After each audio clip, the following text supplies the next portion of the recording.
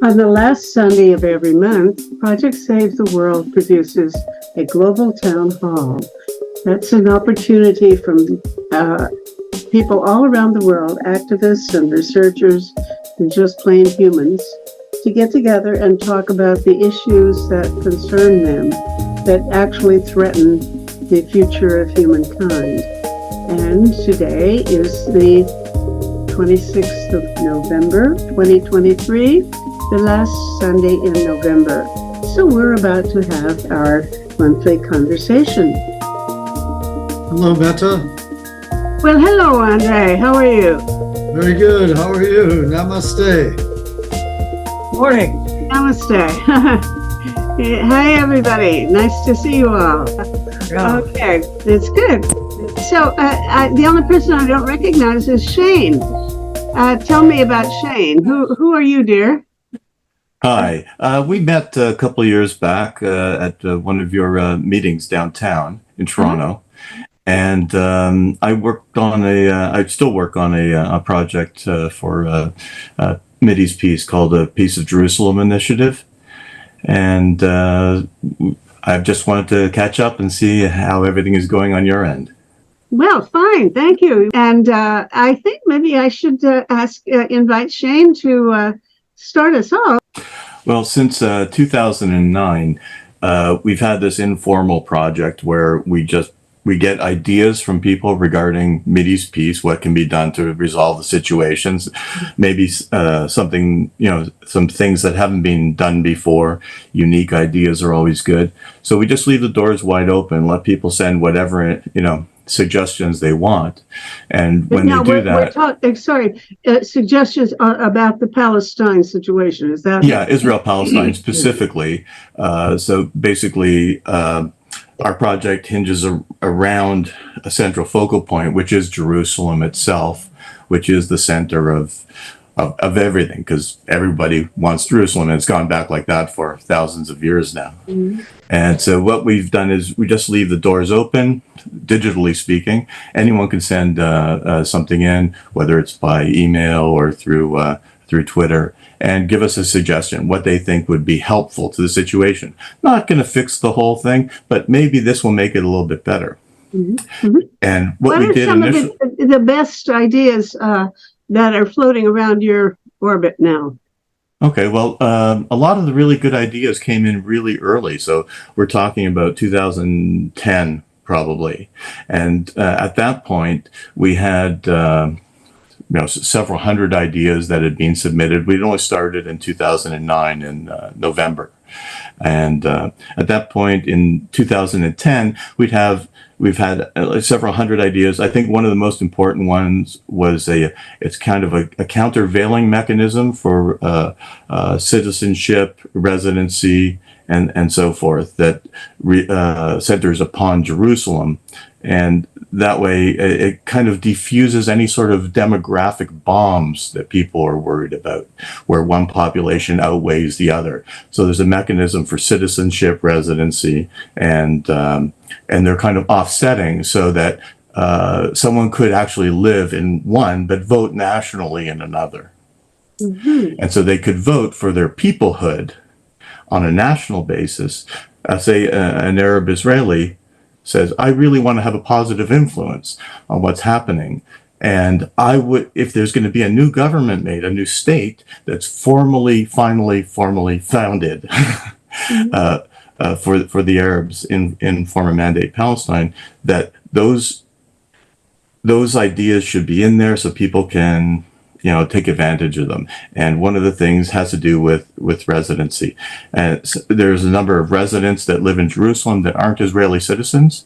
The majority of the old city of Jerusalem is about, I think it's about 80% Arab in the old city of Jerusalem. Mm-hmm. Now, a number of those people have Israeli citizenship, and a lot of them don't.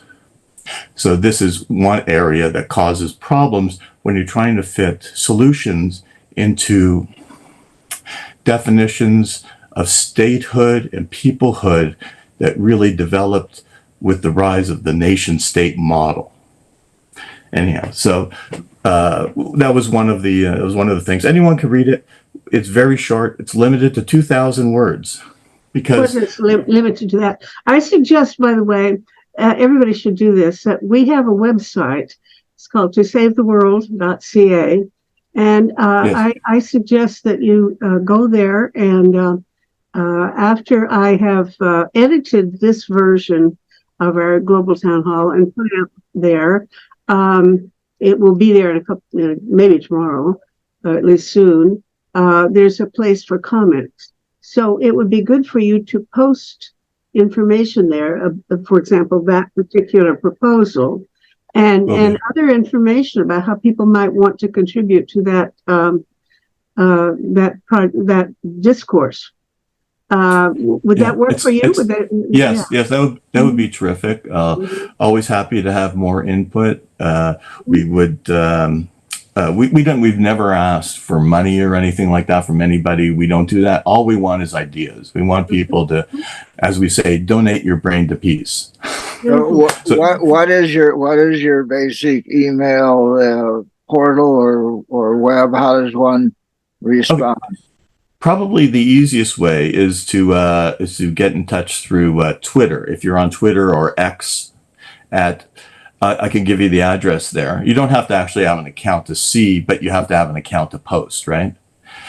So that would be Pax. So it's the @ symbol, and then Pax, as in Latin for peace. Pax Yerushalmi, which is Jerusalem, in also in a Latinized form. That's YERUS. Oh, H. This is a problem. Can This you is one post of it the in the chat, problems. please? Is that it's a hard one to write down in English. I'll try to come back and post it under your face. Yeah. Okay. Later.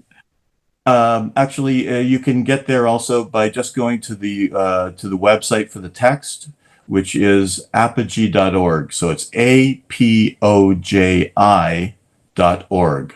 And so we decided we're going to be really ruthless in terms of handling the information and squashing it down and distilling it so that we can always have it under 2,000 words. We've had relatively few ideas lately, and everyone's concerned about Middle East peace. And here's something that addresses a lot of the issues regarding sovereignty. And we still haven't, in the last couple of weeks or 2 months almost, I guess, since this has been going on, we've hardly received any suggestions at all. Just a few through mail and through existing contacts, but nothing through Twitter, nothing through the website. Most people, I think, have just really gotten.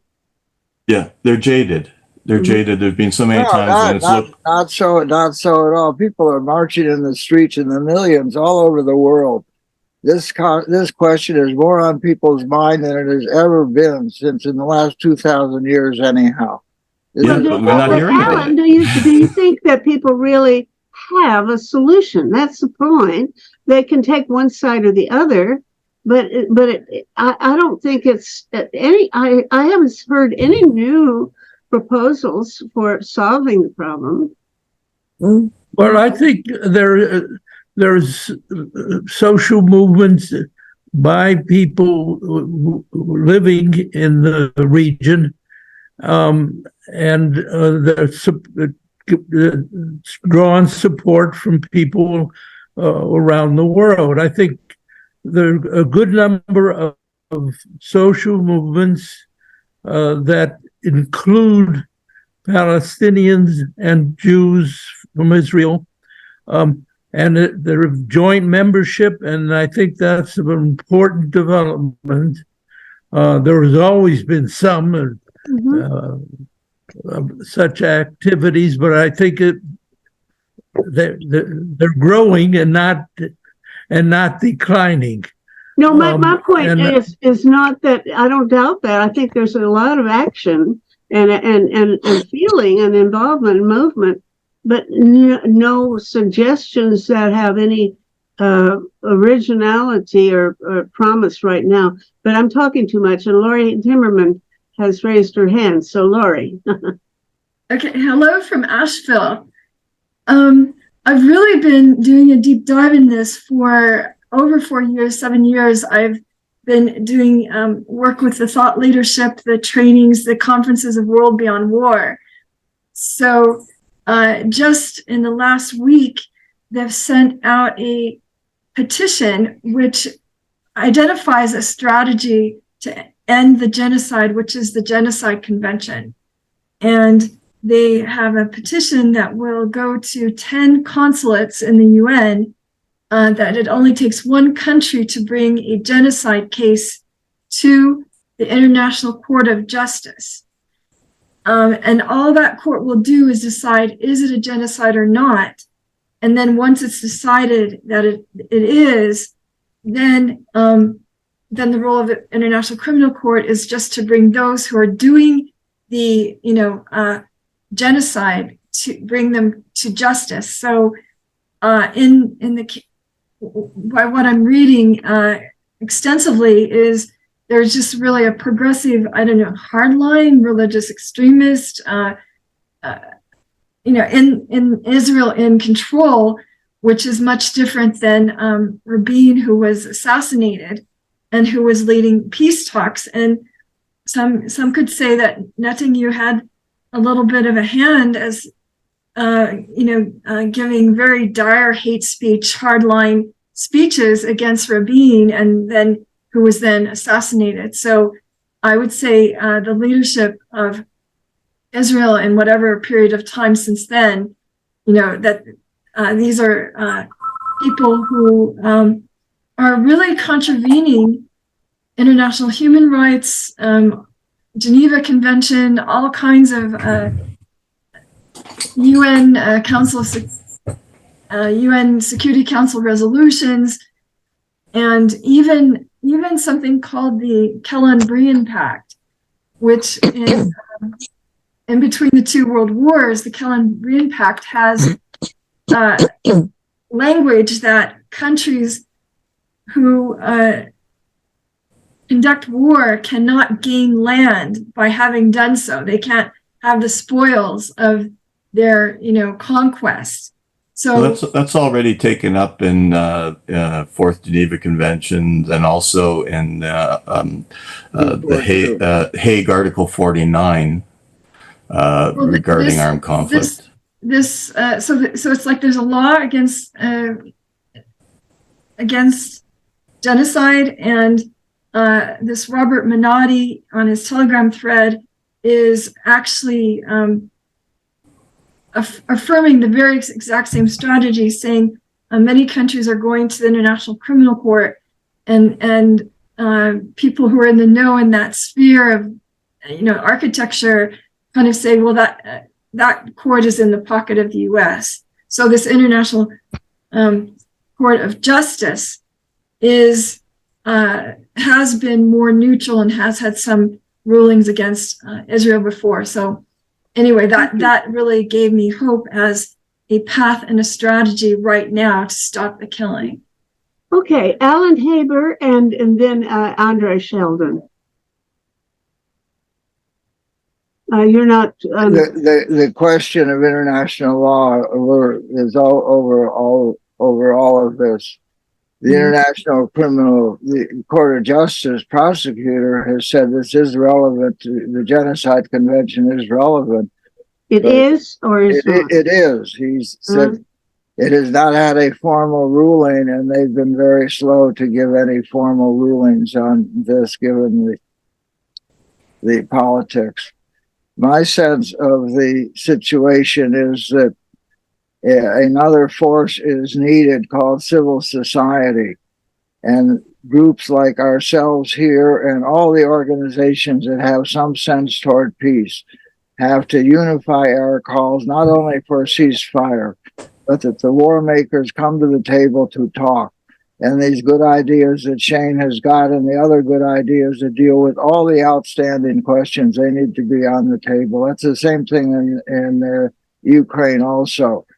That somehow these war makers get away with blatant murder, ignoring international law, ignoring United States law. This is all in contradiction to the Leahy Amendment. Doesn't allow any U.S. aid if it's going to be used to violate human rights, which is exactly what Israel is doing. But the law is irrelevant, and civil society needs to have laid a much louder voice to call for a people's peace meeting, to bring the war makers to the table, actually to talk with the peacemakers about what could really work out of this political bind that the big powers, because they are in the framework of state. And one of the things that needs to change, new ideas way, we should get out of the 19th imperial century of statehood as universal exclusive sovereignty and recognize that in the new world of internationalism, it's actually a shared sovereignty, and many different nations occupy the same space. And that is what's happening in Israel and Palestine, and in some way in Russia and Ukraine too. That we need a non-exclusive sovereignty sense of statehood and peoplehood, and that's the loyalty in the heart. Anyhow, civil society should go beyond the discussion and the call for somebody else and begin to organize, like the Hague Appeal for Peace 25 years ago. Call all the peace organizations of the world together in a virtual way like this, like what you're doing, Meta. Bring all the leaders there to make a plea to the war makers to put down the guns, come to the table to talk. All these questions have a reasonable, solutions and accommodations that people can agree to live together. That's should be our job. Blessings. Yeah, I like what you're saying. Yeah, it's terrific. Andre.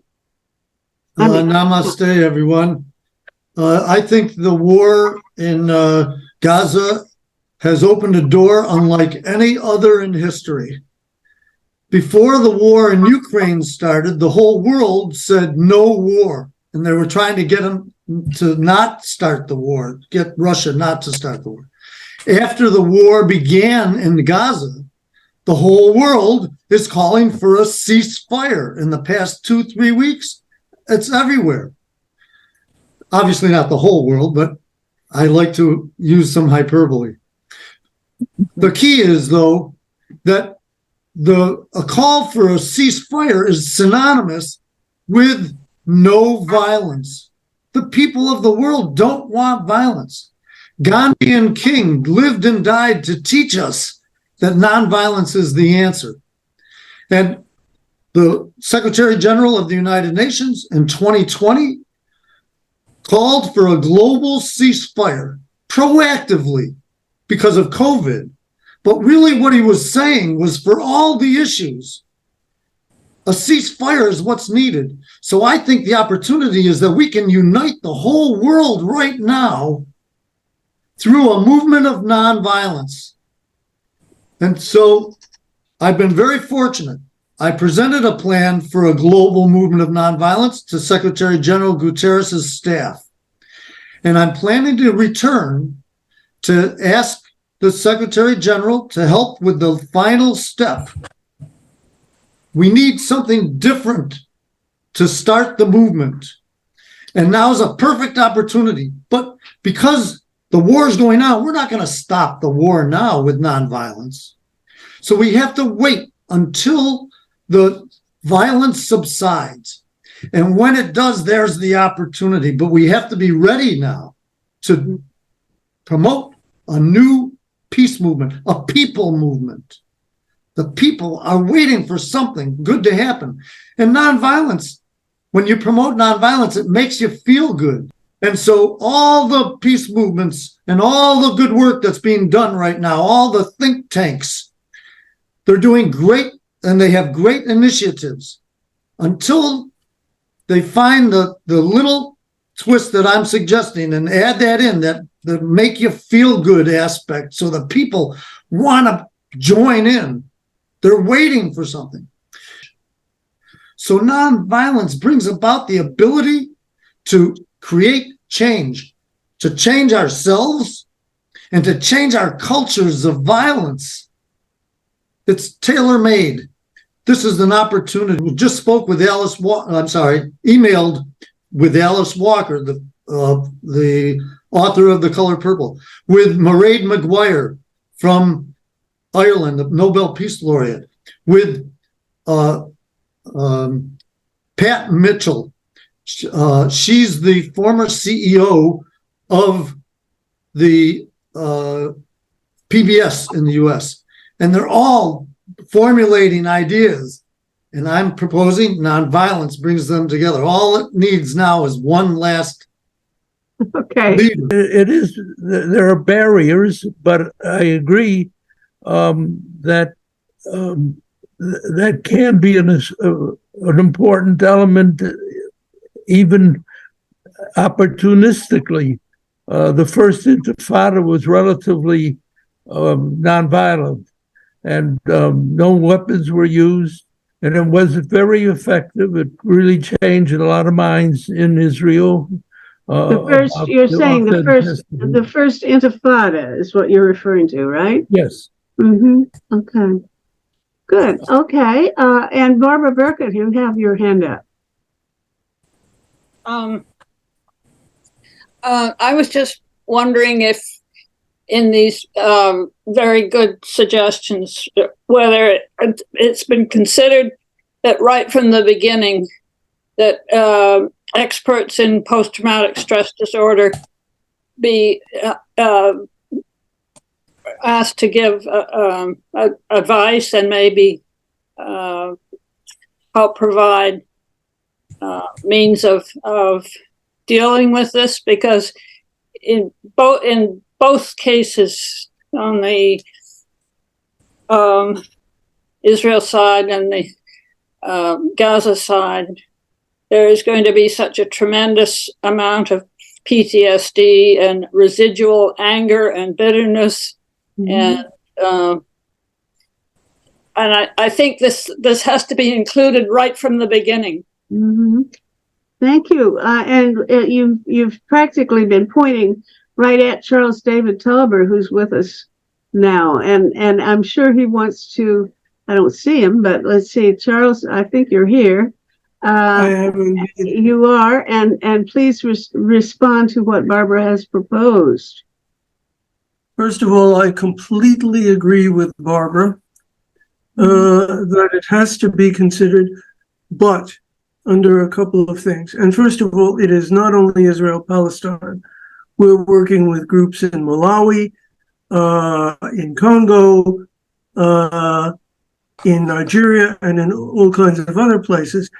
And dare I say it, here in Eastern Croatia. And we just had a little incident last week here in Eastern Croatia, by the way. Excuse me, Charles, I should have introduced you properly because people may not know it.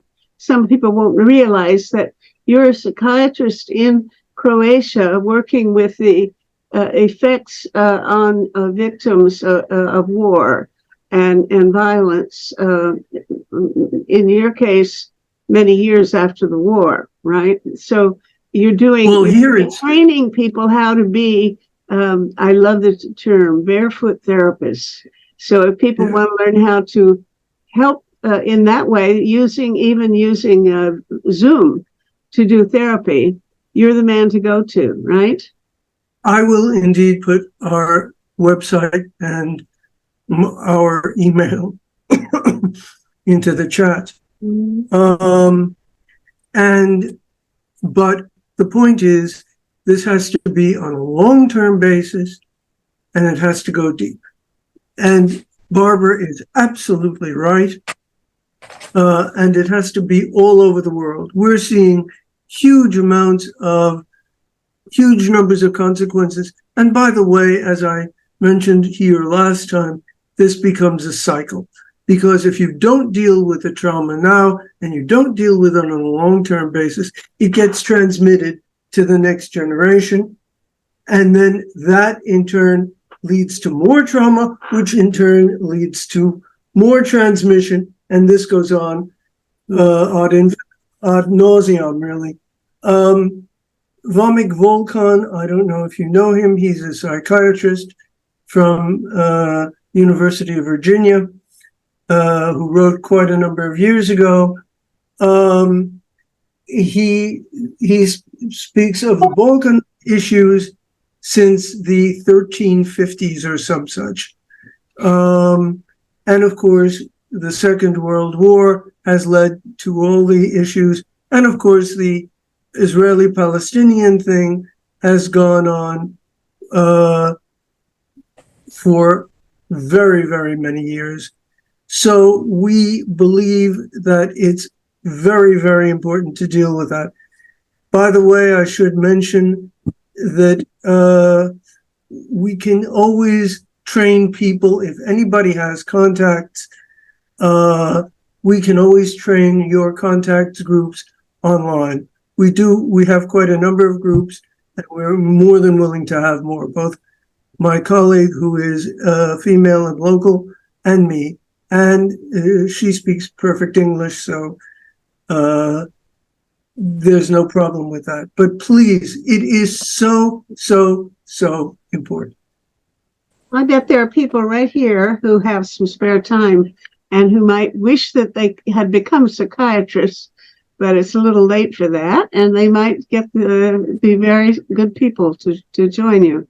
I wouldn't mind responding regarding international law. I think that there's a wide disparity in what international law actually says regarding specifically the Israel-Palestine issue. And a lot of people, I hear a lot of people saying, well, it's international law, or this is genocide and certain person said so. I think its situation is a lot more complicated than that. And its roots in terms of international law go back to the First World War, when you had a deletion of sovereignty from the area, namely in the deposing of the Ottoman Empire.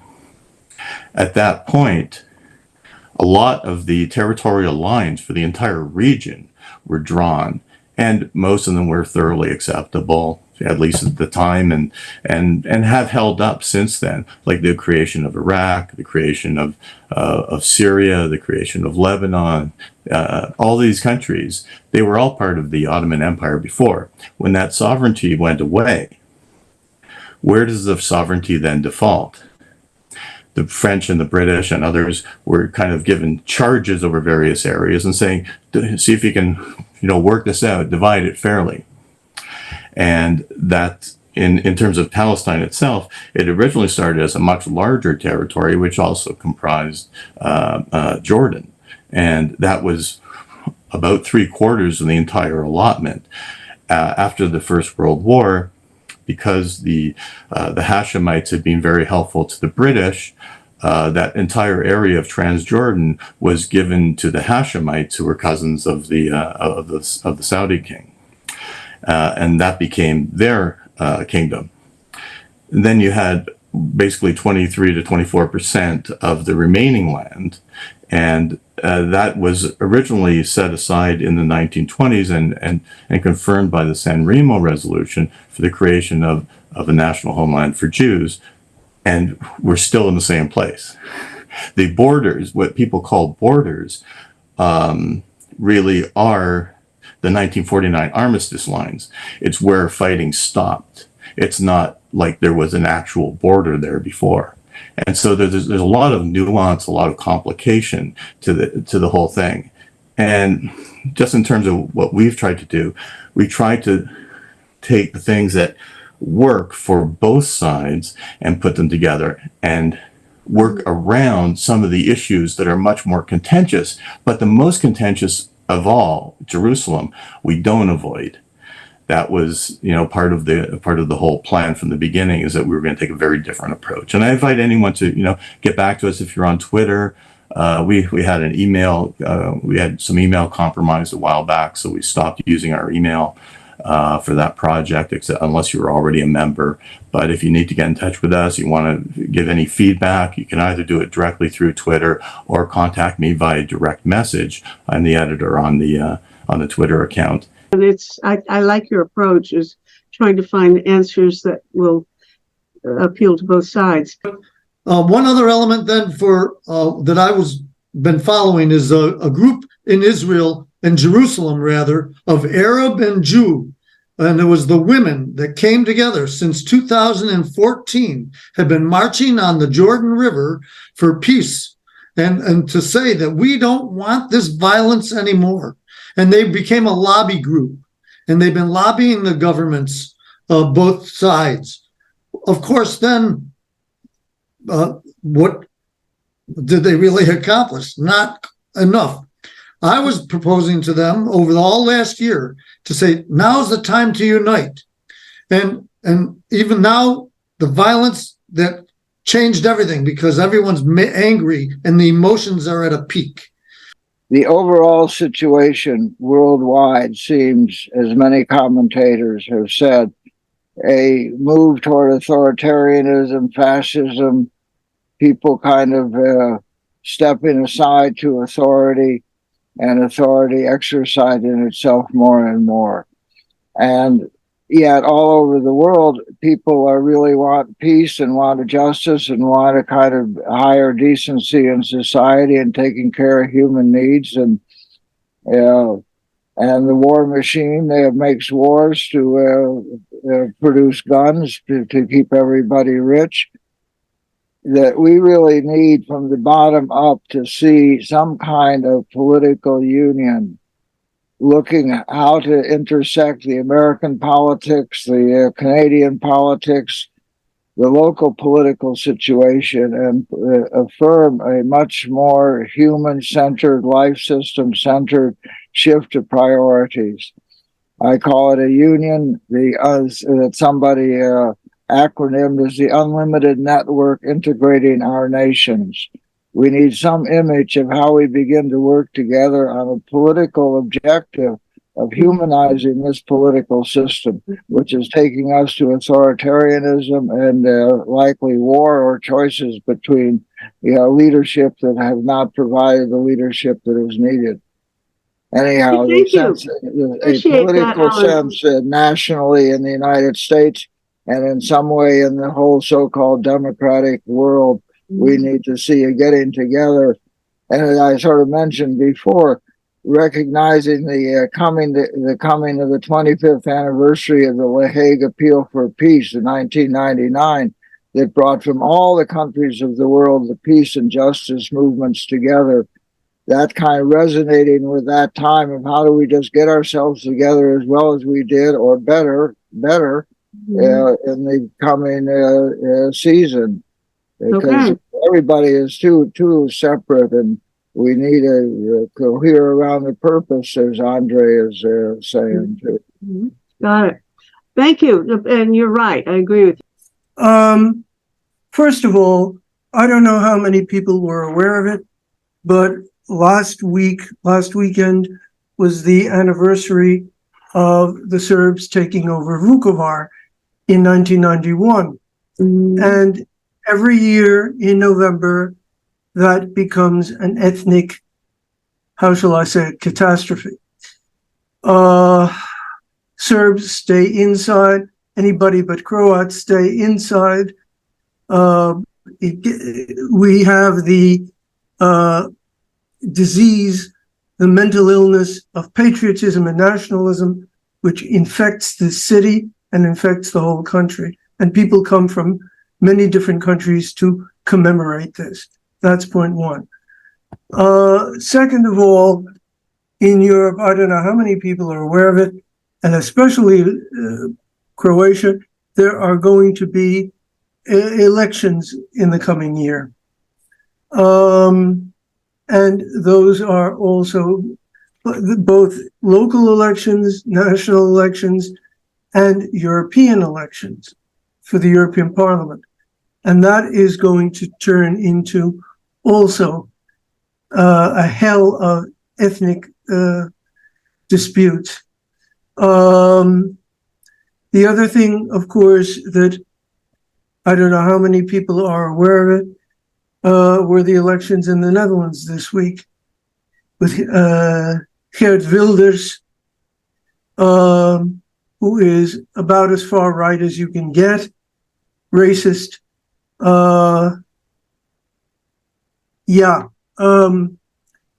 Winning a very substantial number of seats, and Lord help us, will be part of the next government, which will influence the whole all of Europe.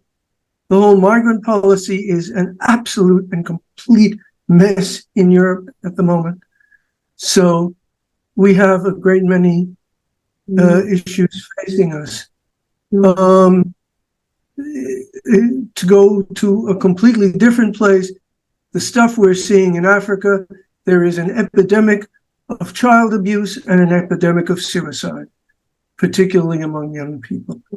So the issues involved are enormous, coming back to Barbara and coming back to the issues of trauma.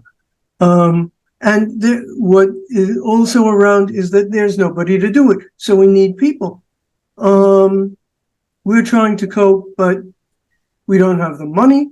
We're running out of money pretty quickly, and we don't have the personnel to assist us. So help. But the point I'm making is that there needs to be a large amount of input on all of this psychological trauma if we are going to survive as a world. Mm-hmm. So you're doing wonderful work, Charles, and I wish we could help you. You know, we all just raised our hands for something, but I don't know how. Bless you. I want to call on Paul Werbos. But in this war in the Middle East, I've been hearing it from all sides. And the biggest message I've been hearing is that the biggest gap we have right now is a clear enough vision of a possible end game. And there are lots and lots of people who say they want peace. There are lots and lots of people who espouse higher values. There are people in the White House who are full of really deep emotional concerns for both sides. And the problem is what to do if you have deep emotional concerns about both sides and more. What do you do? What is your end game? One of the debates has been, okay, some people say, obviously, the end game has to be the two-state solution. But what's that? And there are people in Israel who would say, you guys have been talking about two-state solution in a fuzzy, generic way for decades. We tried to do it in a fuzzy, generic way. Fuzzy, generic doesn't work. We need a more specific concept of the two-state solution that's really concrete, really viable, and we can't make much progress without it. And I'd say most of the people I've been hearing from are saying, what we need is a much more clear concept of what is this two-state solution that really is workable. It's an idea, it's a vision problem. But then in addition, there are other people I know, I call it Dr. Pavlova's solution. I wish we had time to talk about the real people who are really very interesting. And they simply say, two-state solution, isn't that what apartheid was? And isn't there something else? Like, isn't there a possibility of a new design for a kind of unitary state where people are more equal and where it's less of a theocracy and more freedom of thought for everybody? And they have some real problems with theocracy on both sides, and the freedom of the individual and maybe the computer systems that help support more freedom. That might be part of it. So basically, I see that as a vision problem. I'm putting my energy into other things like visions for computer systems in general. Mm-hmm. But the bottom line is, I think there's a vision problem. That's the real gap. Mm-hmm. Okay, that's. I think that might be consistent with what Shane was proposing. Do you think so, Shane, or not? Yeah, very, very much so. The issue with sovereignty is under the modern nation state model is that sovereignties can't overlap. As somebody was mentioning before, you know, we all have this like shared sovereignty. I'm sorry, I forget the gentleman with the cap. And by the way, I should introduce Alan, because he was at your age a very influential man. He was the head of the Students for Democratic Society. Remember hearing of SDS in the 80s? Well, he was the man. Very good. So, as Alan mentioned, sovereignties can, in the real world, really overlap because someone sent us in a quote early on. I think it was at the end of 2009, and I want to get the exact right thing. sorry, I'll come back to it. I'll slip it in the chat when I find it. Good. You put a But- quote, right? Yeah, but the sovereignty is not going to solve this, because sovereignty is by nature, the way it's conceived in modern law, as being a singular titular apex. But really, if you have shared sovereignty where things overlap, that's really when you're talking about the primary rights, which has to be the right to defend oneself, which is the ultimate right of any living individual. That has a higher priority than, say, another right. Not that you say, not that people should say, oh, well, this right trumps all other rights, but just that right has a higher placement. And it's like sort of Maslow's hierarchy of needs, but in terms of sovereignty. But modern nation state law says that you can't share sovereignty. The only ones who can share sovereignty is, say, a king and a queen, because they represent one titular head. And that has been part of the problem, because we have sovereign claims in the Middle East that overlap like crazy. Everyone says, oh, no, this is ours, no, that's ours. And, you know how it goes. There's people that won't settle for anything but all. And there's people that want to make a split. And, I remember the line. Sovereignty descends from the divine and wells up through the individual. So sovereignty is an individual right that comes directly from the universe, from God, from however you want to conceive it. And that through individuals, that sovereignty wells up into society and becomes the structures that support life and support our continuation. And that sort of sovereignty in the Middle East context, when it regards a singular place like Jerusalem, it has to be a type of suzerainty. I don't know if everyone's familiar with that I don't term. know that word. Suzerainty, basically you can have levels of sovereignty, whatever the peoples between themselves agree upon. So it's not strictly a Solomon cut the baby in half type of deal. It's like, let's make an agreement that says how these states or state is going to function as a unit, but also to have separate representation on a national level and on regional levels, on municipal levels. Where is your vote being counted? And those are some of the really important concepts.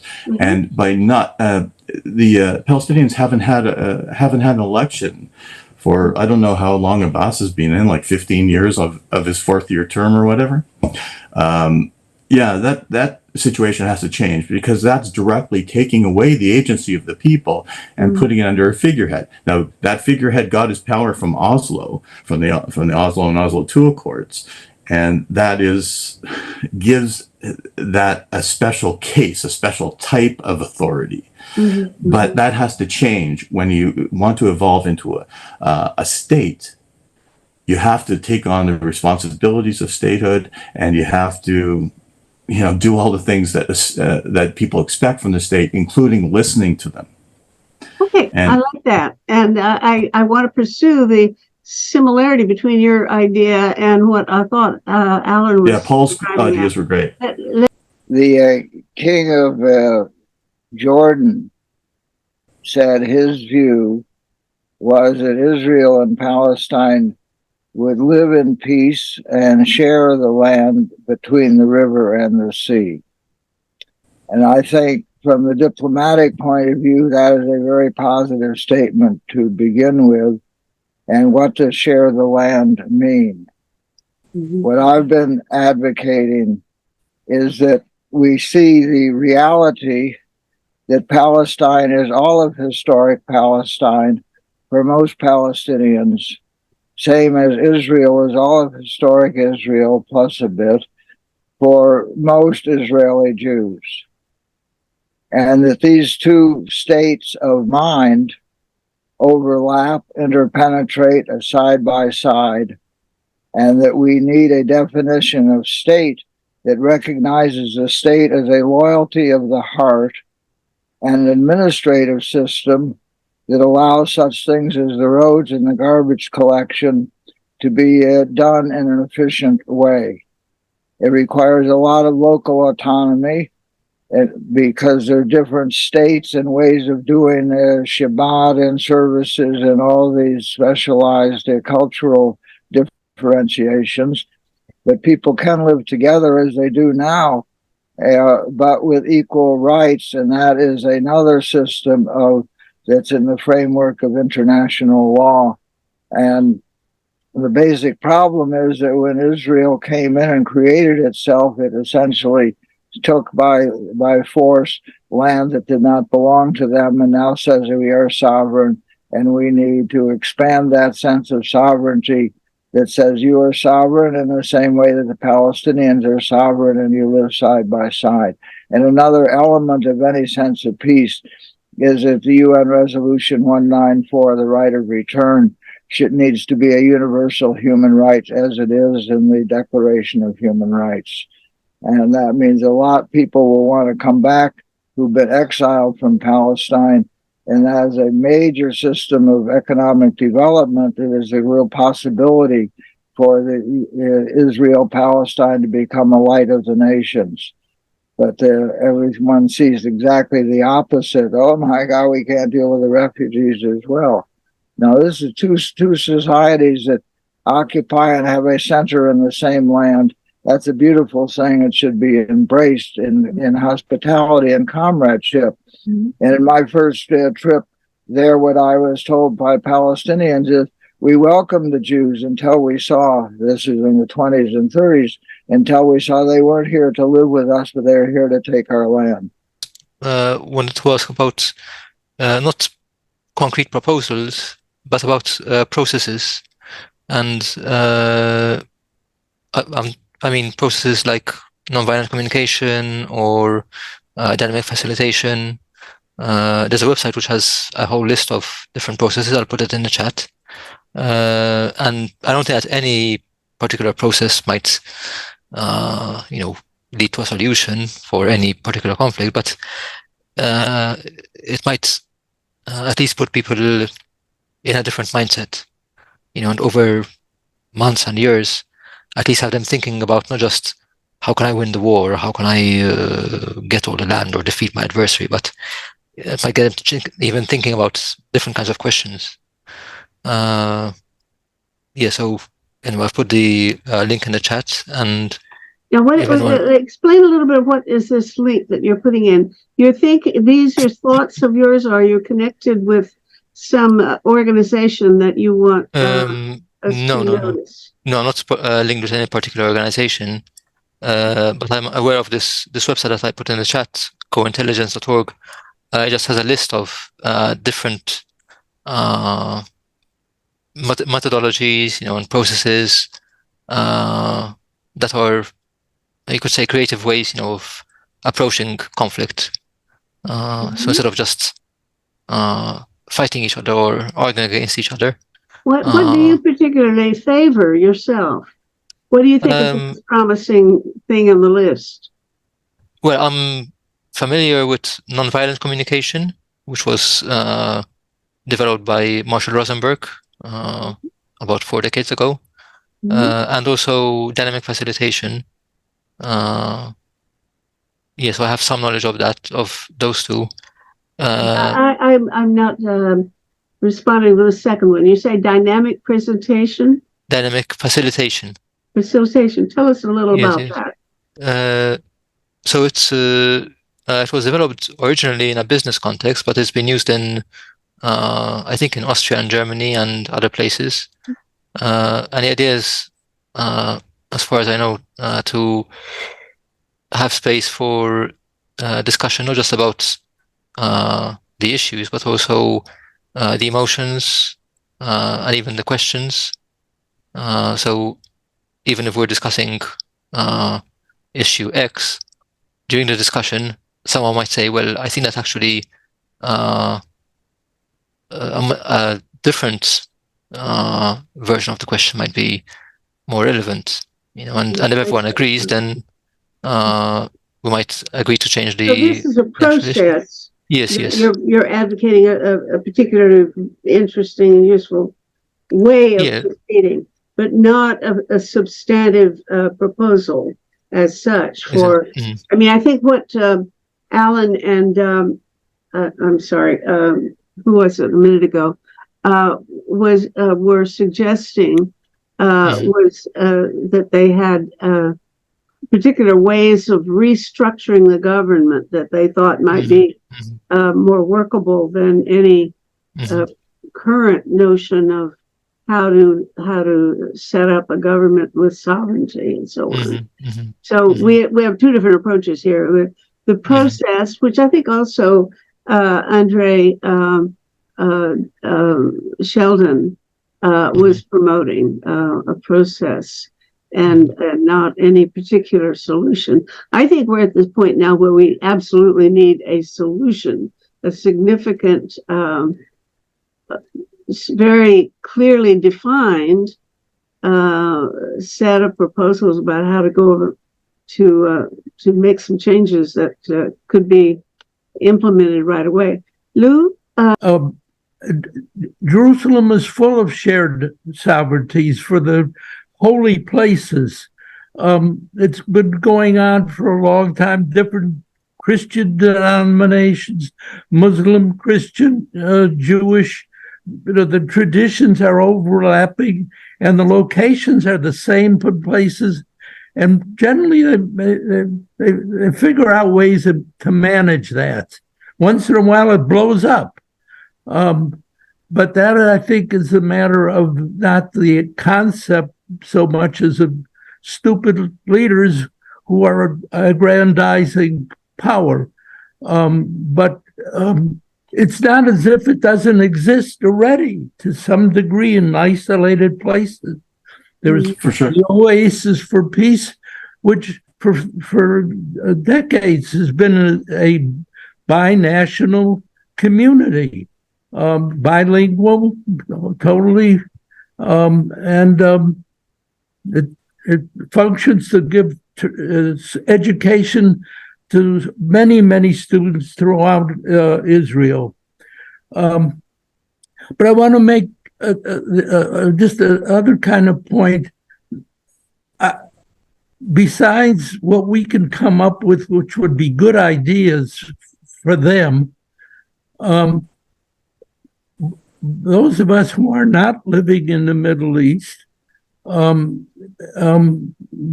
subjects of our own governments, and they are playing a role and influential. We ought to think about what we think our own governments ought to do, because they were going to be more and more relevant. Personally, I've been a member of a dialogue group of Jews, Arabs, and neither of the above for 35 years. We've been meeting in dialogue, and I think the major contribution that we've done is that we've been part of, when we started, it was this unusual mix, and we would make demonstrations of going to churches and talking, and they'd see a Jew and a Palestinian who looked like they were friends. And it began to, it was a drop of changing the way in which the Jewish community, for example, changed some of its thinking about what should be done in the Middle East and what the United States government role should be. And for those of us who are not going to be activists on the scene, there are these other kinds of roles that also can be contributed to changing thinking and broadening thinking. In the end, it has to be the people there. What I was thinking is that all of these ways, all of these ideas, at the end may not work. And there was a fear among many groups in Greece that Israel just wants to take over Gaza, like the West Bank. And some papers surfaced that saying that Greece would be forced to take 500,000 Palestinian refugees. Does anybody have any more information on this? What's going to happen? I mean, Israel starts bombing and says, half of Gaza must be emptied. That's 2.5 million people. So, I mean, it's one of the most thickly populated, densely populated places on earth. So, what is going to happen with all of these refugee people? If Israel wants to take over, as it seems to be the case, take over Gaza, the same thing as the West Bank. Well, I think somebody should answer that. It's probably got a straightforward, simple, direct answer, but I don't know what it is personally. Who knows the answer? Shane. I don't know if it's a full and complete answer, but just a little background on the Rafah border crossing and areas contiguous to Gaza inside of Egypt. Several years ago, the Egyptian government, as part of a peace venture, proposed that they would give 800 square kilometers of the Sinai to the Palestinians so that Gaza could be expanded. I mean, Gaza is a high population area, but it's not dense like a city like Toronto. We have 2.5 million people in a much smaller relatively smaller area than Gaza, and everyone's very comfortable, and people in Gaza could be very comfortable too. But there's obviously there's a lot of stress involved in that area. Now that doesn't help to allay anybody's concerns, but the offer was there from Egypt to expand this. They were told, step back, don't, I'm just giving you some background of things that I know because of people I've spoken to. Egypt was told, step back, don't get involved. And at the beginning of this, when they were asking the Gaza civilians to move southward, and they originally wanted them to go to temporary humanitarian service areas inside of Egypt, but Egypt was told, don't do it. And so as far as I know, from the Israeli side, they do not want to take over Gaza. I haven't spoken to one Israeli in the last 6 or 8 years that has said that they want Gaza back. That's just not in the cards. I don't think. Maybe I saw some people online had some T-shirts that goes, make Gaza part of Israel, but this is like a very, very small amount of people. I don't think that Gaza is going to have a great time over the next couple of months.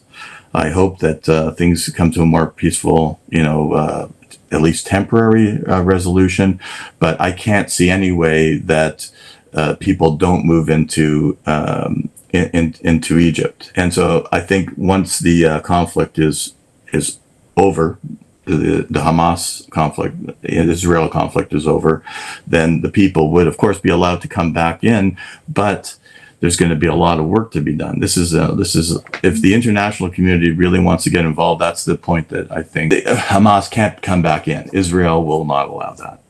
But they want the people to be able to come back in. And that's what I've got from every reputable contact I've spoken to. I don't even know what to believe anymore. It's things come from all directions. Okay. So it's very confusing. It's a very complicated issue, unfortunately. Okay, thank you. And Dinesh. Yeah, sorry, Shane. I guess it was more a question to Shane because I thought the Gaza Strip is actually, Toronto is double the size. And the only reason I mentioned that is because of how small it really is. Because I think it's like just over 300 or almost under 400 kilometers, meaning there's a lot of people really tightly netted in there, just in terms of size-wise, right?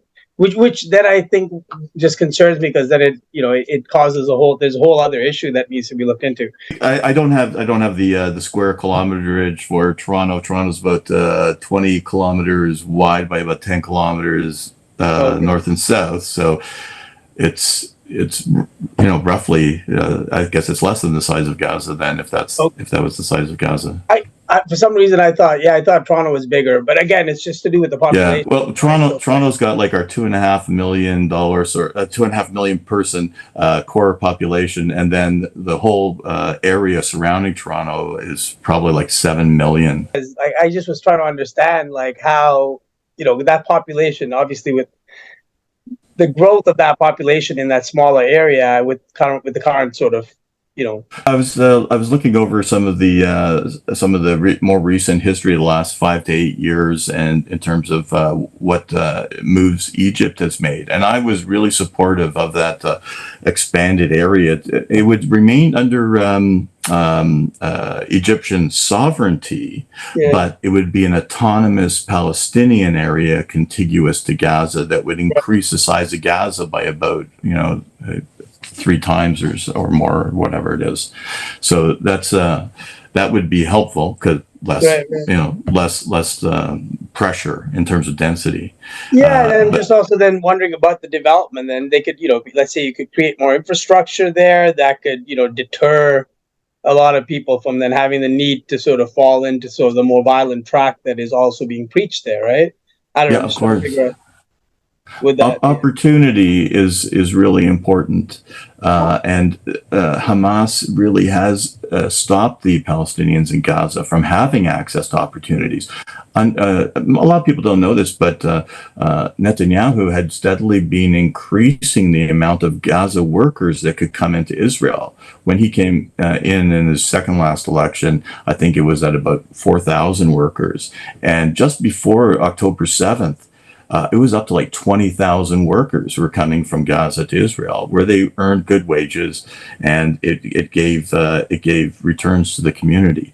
Now, how long would the average person stay there? Do they go home every night, or what's the? Yeah, we're talking relatively close distances. A number of people are they're workers who have trades. Other people are there's a lot of construction people. There's a lot of pipe fitters and plumbers and all kinds of like electricians. As long as they're rated to do that work in Israel, they can do it.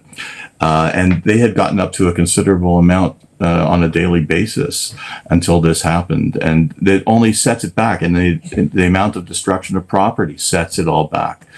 But at the same time, it's almost like it gives you, it's a horrible thing to say, but it almost gives you the opportunity for a fresh slate to recreate Gaza, so that it is more beneficial to its people and less of a danger to its neighbors. Look, I think I'm regretful that I didn't get to Peter Wadhams, but let me tell you a little bit about what he has done recently.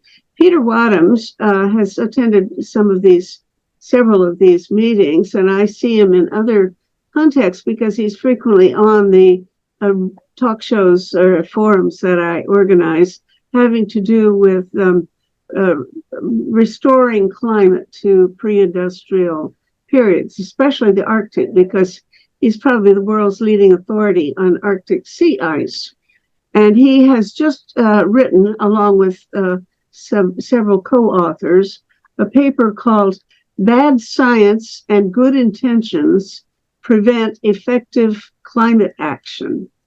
And what this paper is arguing is basically that we have dawdled along too long, taking our time, and have not. The science hasn't been accurate enough or active enough to show the urgency of the situation, and that we're out of time and urgently must take much stronger actions to cool the planet and to use various kinds of interventions that go beyond reducing the emissions of carbon into the atmosphere. We have to take measures to either remove carbon from the atmosphere and or reflect sunshine away from the planet so that less of it penetrates and stays in the atmosphere, heating us up and heating and melting the sea ice and so on. So we have to take stronger interventions. I think some people avoid using the word geoengineering, but I think that's really I don't feel shy about calling it that, because I think it's time to refer to it in the terminology that people are familiar with, even if they until now have mainly opposed it. So there's suddenly, I've also seen in the economist. Just this morning I was reading it, that the scientists and even the engineers and the politicians are beginning to treat geoengineering as a respectable idea, at least worth exploring. They're a little bit hesitant to say that we should immediately start implementing some of these proposals. But I know that Peter Wadhams has reviewed the evidence, the scientific evidence in this paper, and it's way too long to put on our website, but I will put links to it and a summary or something like a concise version there. I have received probably 20 emails, people commenting on that particular paper. It's almost as important as something that James Hansen published a couple of weeks ago called something like Global Warming in the Pipeline, suggesting that we're doomed to receive a lot more global warming than we want because it's already in the pipeline, as it were, and it's coming at us pretty fast, no matter whether we like it or not. So I wanted to refer to that, and I wish that Peter were still with me so I could call on him and explore that with him. Hi, Alexei. You want to tell Alan what you're up to? Well, I'm going through a refugee process in Warsaw right now. On November 4, I filed an application to get my refugee status. I don't know. It's gonna last for several months, probably half a year, and then we'll see what happens. Well, now I live in Warsaw, and I cannot leave Poland. I have to stay in the country. What now? Say this again. You're a Russian expatriate fleeing from being mobilized to go fight Ukrainians. You went to Istanbul, then you went to Warsaw, and now you can't leave Warsaw because you're applying for what? I can live in Poland, anywhere in Poland, because over the time, over these probably 6 months, that my refugee application will be dealt with by the government. How come you haven't been a refugee all along? Well, I just officially I filed. I had a humanitarian visa for 1 year, and it was about to expire in early November. So before it expired, I went to the state authorities, to the Border Patrol Service, and I filed for international protection. Now my case is being considered. It's going to take some time, as is always the case, about up to from 6 months to 1 year, most probably. I frankly didn't know the difference between being humanitarian protection and refugee status. Sorry to be ignorant, but can you help me? So humanitarian visa is a visa that allows me to enter Poland. That allowed me to enter Poland and live here for up to 1 year. And now that I applied for a humanitarian, for a refugee status, if I'm granted that status, I will get a permanent residence card here in Poland. And what's the difference? What is harder about getting a refugee status than humanitarian status? Humanitarian visa is only for 1 year. Okay. So they're pretty generous with that, but if you got refugee status, it would be more like a permanent thing. Is that it? It will be, yes, until things change, but they're not likely to change in Russia, I think. I thought they would change in this summer, but since it didn't happen, I don't think they will change anytime soon. So Really, are there because lots of other people in your situation, people whose visas are going to expire, but they have to find some alternative? yes, that's right. Yeah. They have to apply for a permanent status, which is a refugee status. Well, is that pretty much a foregone conclusion that they'll be granted that or not? No. Well, the lawyer that I talked to, she told me that people with much weaker cases than mine almost always get that status. What would make yours a little more problematic? It's stronger actually. People with weaker cases. Yeah. Okay. What would I see? So you have a stronger case. Why? Why are you more of a refugee than I would be? Yeah, because I just wrote openly about the war on my Facebook page under my own name, because even people who used the pseudonyms, who used fake names, even they got a refugee on the basis of what they wrote. Plus to that, I worked for as a volunteer for Navalny and his team. I did things like placing posters and stickers in the public transport and in public places in Moscow, which means that I could have been filmed by cameras and persecuted afterwards, which kind of qualifies me to get some protection from a democratic country. Mm-hmm. Okay, so you're probably going to stay in Warsaw. And do you know what proportion of these people are going to find themselves in more difficult situation than you are? Well, there's no statistics that I know of. Of course, it's always a kind of lottery. It's always up to situations are different. It's largely up to a certain official, which considers every case. But the good news is that one can file an appeal against a refusal. If it's a refusal, one can file an appeal. Then so it can last for years, and then if the appeal is turned down, one can really file another petition for refusal, so for refugee status, which means that one can really live here for a long time. I see. Because circumstances change. Sorry, go on. Circumstances change, so my case will be dealt with for 6 months, and then the appeal procedure, and which means that a lot of things will change, and it will be a whole new case.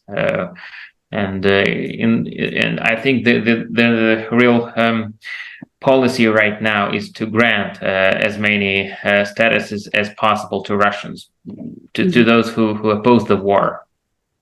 Well, I'm trying to set up a forum conversation.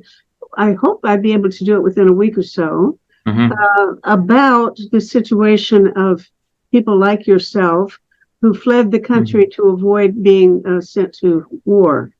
And the difficulty is that so many people are finding obstacles to getting admission to some of the countries they'd like to go to, because not every country will accept them by easily. And I think it should be regarded as a human rights issue. It isn't, as far as I can tell. But I am trying to pursue this. And I've actually, for about 5 or 6 months, been trying to set up this kind of conversation. And I find people avoiding the subject. Well, I'm imputing intentions to people I shouldn't.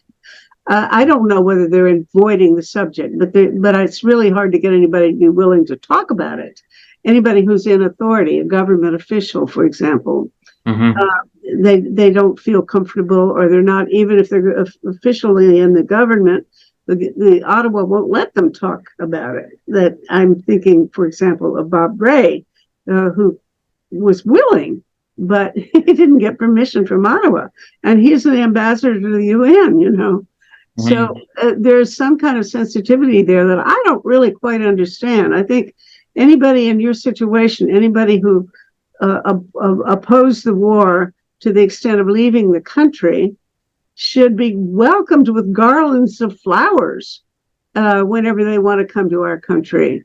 I think that's exactly the right thing to have done. But some people, as I understand it, even especially maybe in Ukraine, say that those people should have just stayed there and gone to jail or something else rather than oppose the war by leaving.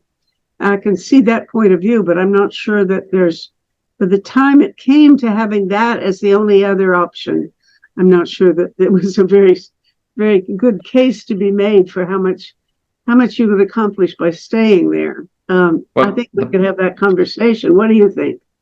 The problem is that, for what I know, I've read a lot about countries like Venezuela, like other countries with dictatorial regimes.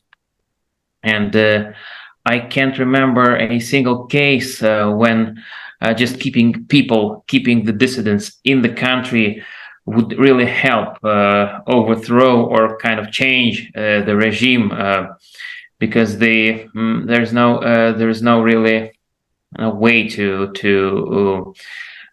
the resources are owned by the regime, the weapons, all the propaganda, the funds, the money, everything. So it will not help if we get another like hundreds of another 100 or another 1,000 of political prisoners.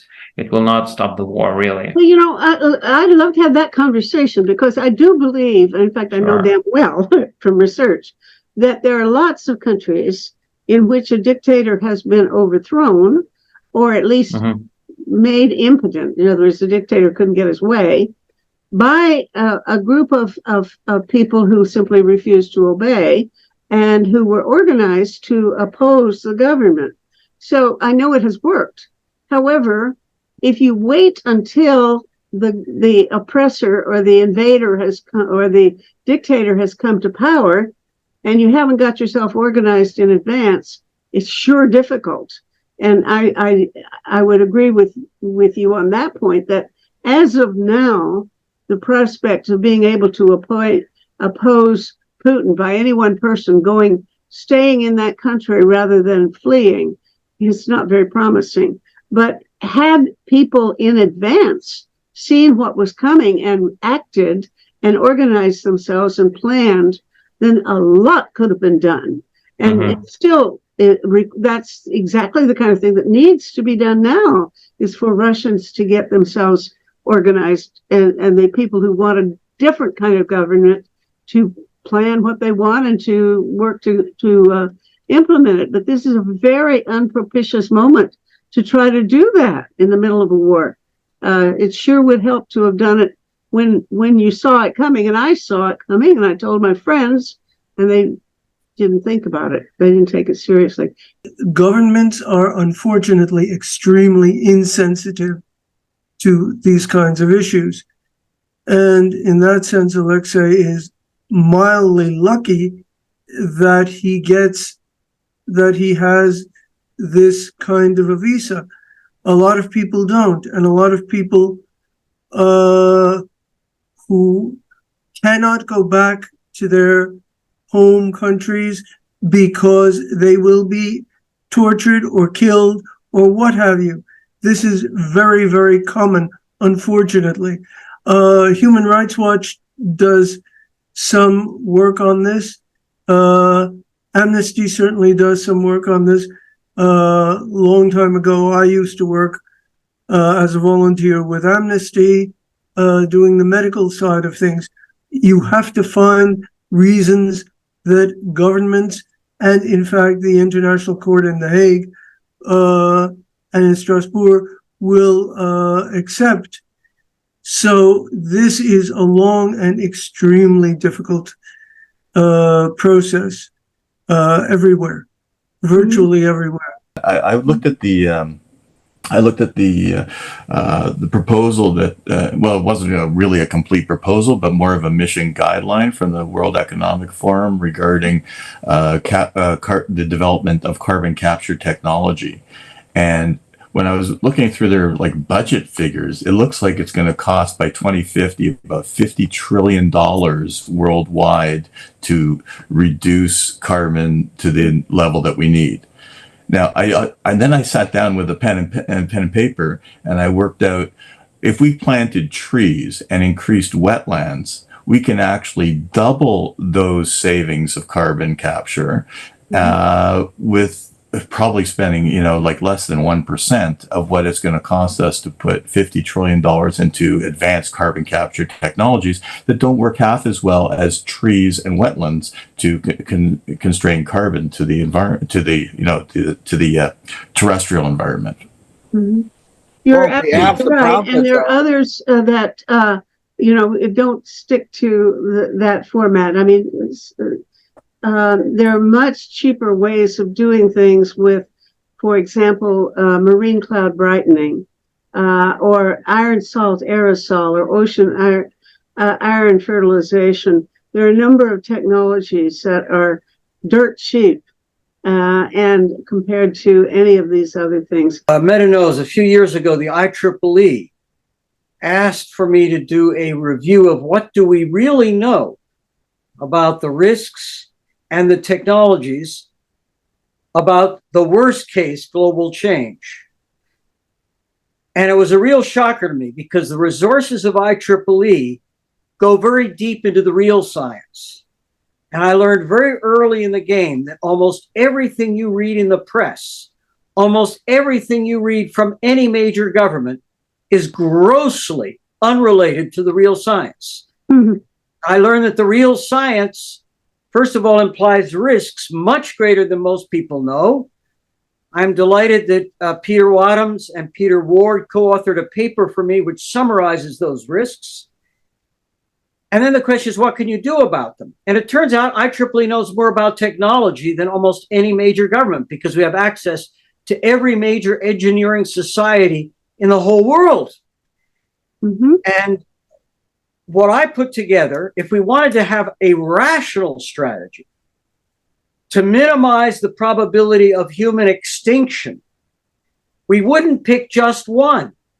One of the reasons why politics tends to fail in this world is people lobby for just their thing, their personal silver bullet. They spend their whole life trying to advocate for their thing. But the optimal strategy is sometimes a mixed strategy. And we came to the conclusion there are several areas like reduced greenhouse gas from electricity and from transportation, where IEEE can point to very specific new opportunities in technology which are being wasted by the governments of the world. And then there is an agriculture and related where we can sort of begin to do it. Geoengineering was one of the 5 major areas we recommended. But we didn't recommend a crash program to do my little thing tomorrow. And this is the problem that every field of energy technology has. You get all these advocates who say, give it all to me to do my thing. And that's how you screw up. You need a portfolio, you need rational, agile decision-making in the face of uncertainty. And in the case of geoengineering, the fact is when we tried to put a book together, we never really found one person who had the time, the will, and the broad connection to deal justice to all the many types of geoengineering. But the main recommendation was geoengineering is not the answer to global climate change. And those environmentalists who object to that idea are dead right. Geoengineering is not the answer. But the idea for geoengineering is we need an insurance policy. We should be investing in the R&D to develop, not just to deploy one approach, because there are competing approaches. What we need is the RD&D to further develop and evaluate several competing approaches, some of which are promising, some of which are risky, some of which are both. One of the other problems that we haven't talked about, the big issue in the United States, is the collapse or great deterioration in our democratic system. Mhm. People are busy talking and excited about issues which are trivial. They're dangling these issues to distract people from dealing with the serious stuff. So, just to mention that issue is important, and it's in a way of dealing well with all the other issues. We have people preoccupied with distraction, and that's manipulative. It is to destroy the enemy internally and to seize more power for special interests or others, and and it's aided by external actors like this Russia, who apparently is Well, very I mean, that I spreading have to stuff say, to us. I agree with you, but except that I think it's not just the U.S. I mean, the whole point is that a huge, Unfortunately.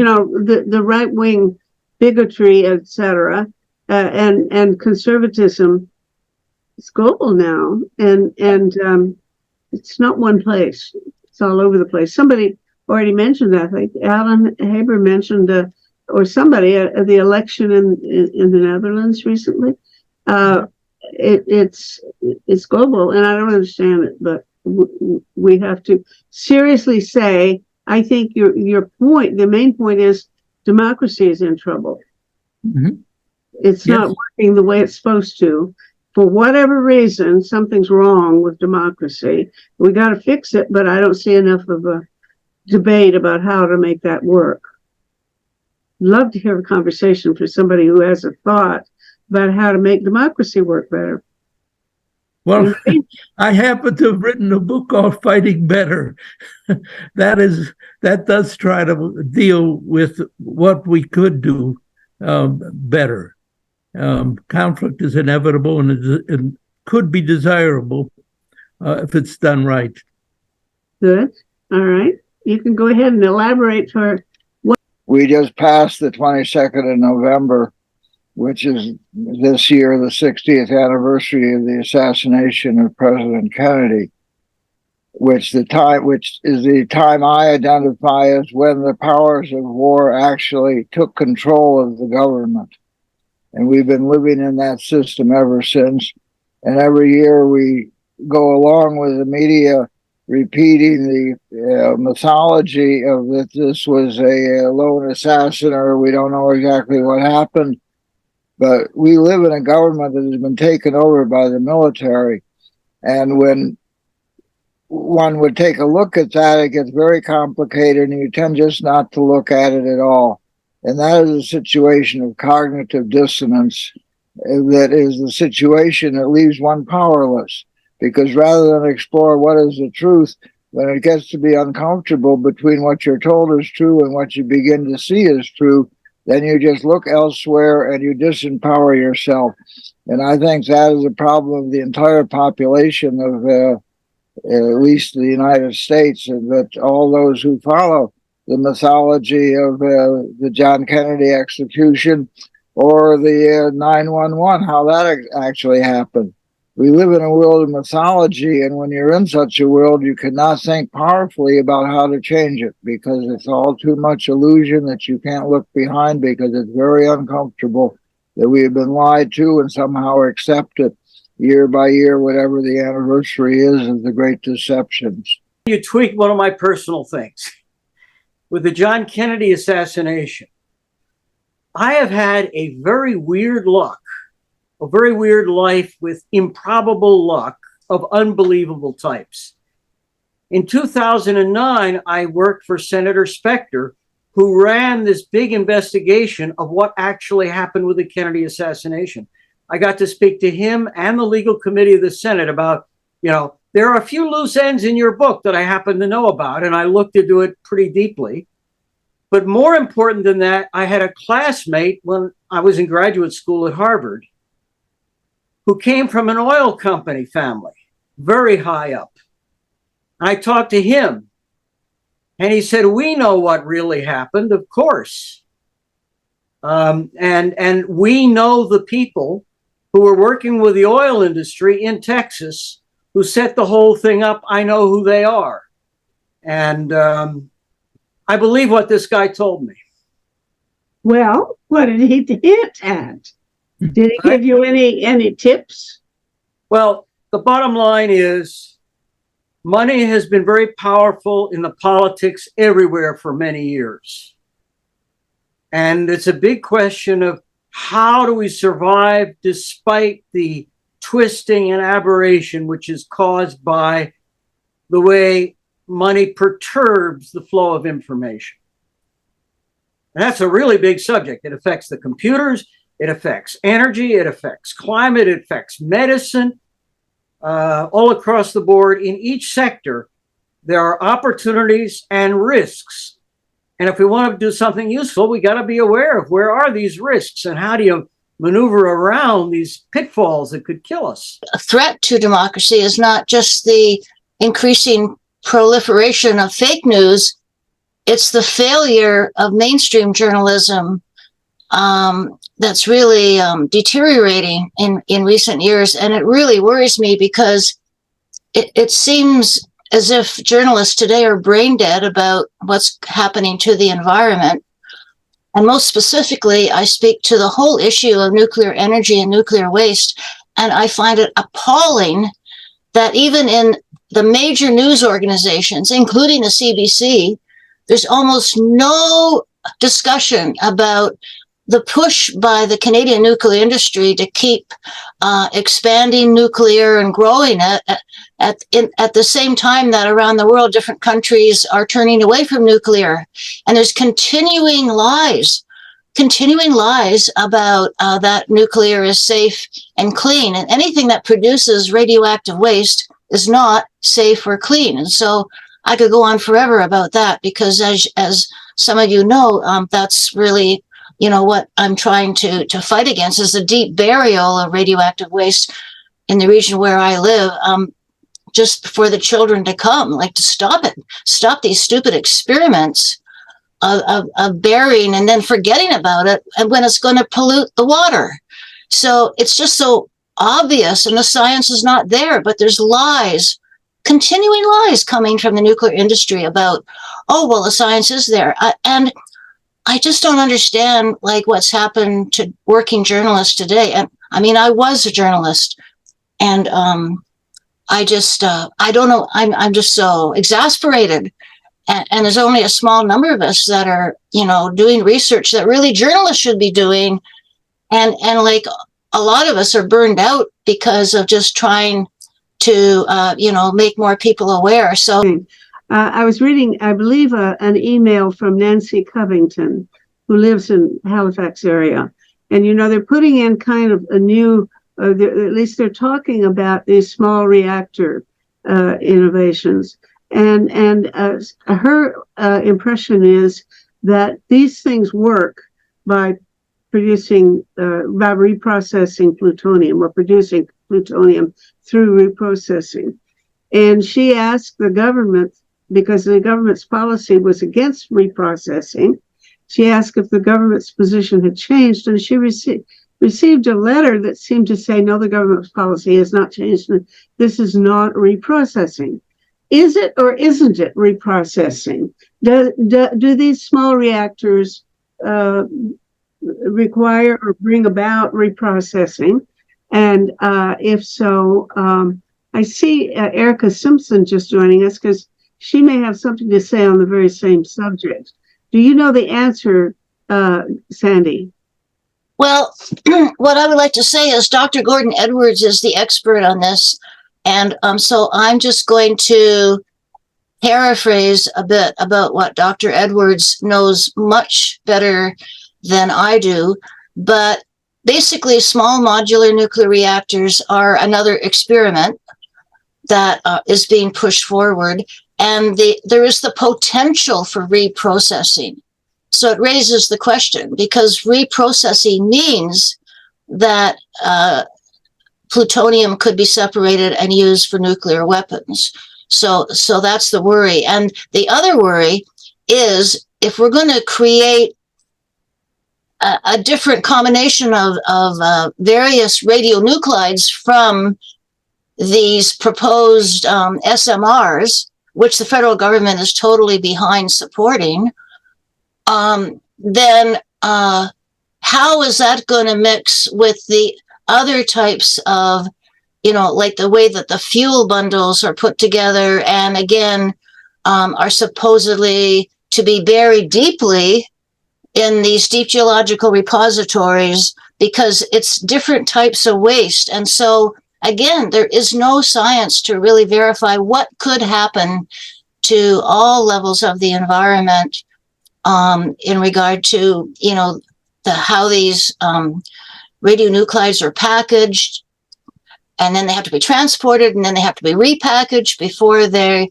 ultimately could be buried. So it's just completely dangerous because of what we don't know. And so that's all I can say right now. And maybe Erica has something more that she could contribute on this.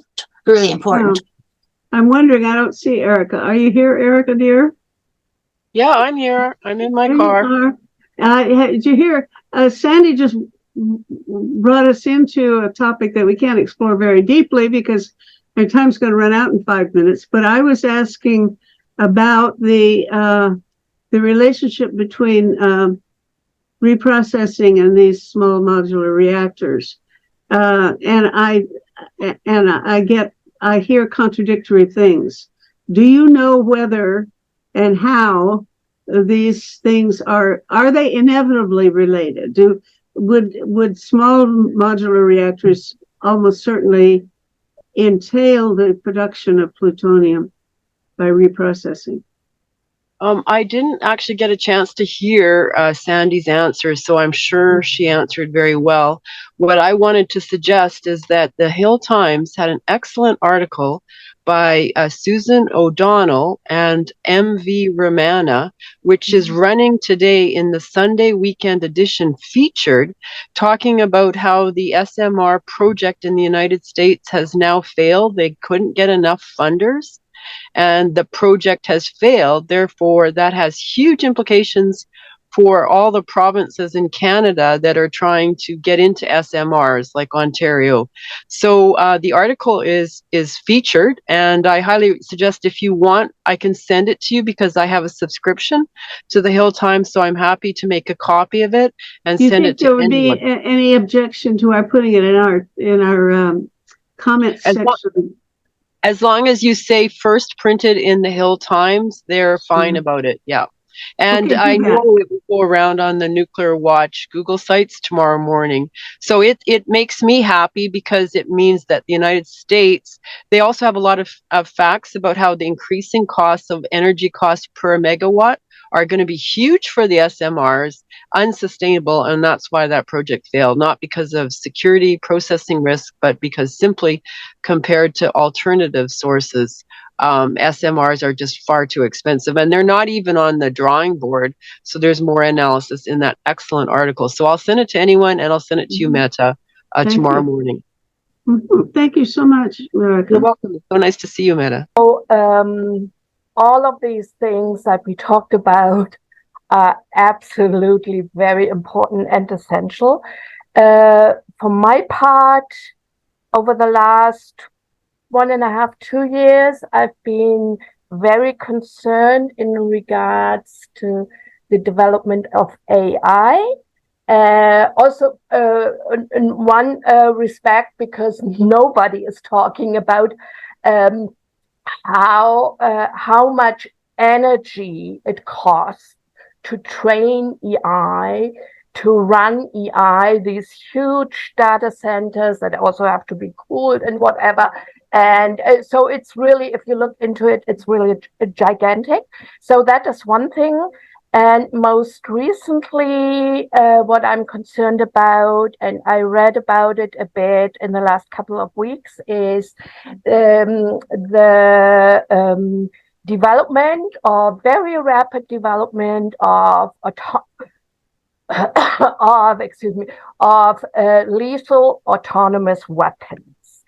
And so there is some debate at the Pentagon and in other, but this development is proceeding very, very rapidly in Russia, in China, in Iran, and the US had proposed a non-binding pledge to somehow get a little bit of regulations. All those countries that I've named have, of course, said no. So what I read is that now the US is trying to catch up to developments in China, in Russia, and other countries in this respect. And because, and everybody says, oh, ultimately humans will be in control. And I've read that because of the speed of data exchange machine to machine, that it's actually a question, it's debatable. I think we have Mr. AI himself here, Paul Werbos. Where'd you go, Paul? Well, I should be in sight. I agree 100% with your concern. The main reason I haven't worked as hard on climate this past year is because the AI challenge has been growing exponentially. The governments are totally oblivious to reality. I don't know what to say. A lot of this stuff came out of work I did. And there are people who said, Paul, you must feel guilty. Because a lot of what they're doing, they're calling deep learning, reinforcement learning, and a whole lot of other things. Those are all things I developed. IEEE gave me the prize for the original development. But there's a whole new generation coming down the pike.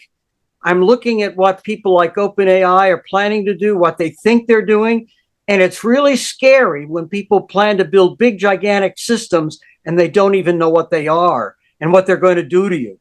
And the real problem is it comes back to the fake news and the information channels. They're vested interests who don't want you to know how risky their stuff is.